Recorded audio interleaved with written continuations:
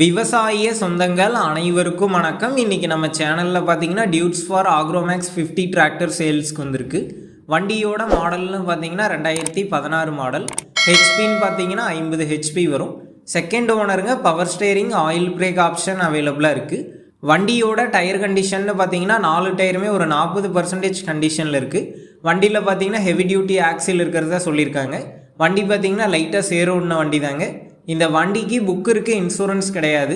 நம்ம சேனலுக்கு புதுசாக இருந்தால் சப்ஸ்கிரைப் பண்ணிக்கோங்க. பக்கத்தில் இருக்கக்கூடிய பெல் பட்டனை கிளிக் பண்ணி ஆளுங்கிற ஆப்ஷனில் செட் பண்ணிக்கோங்க.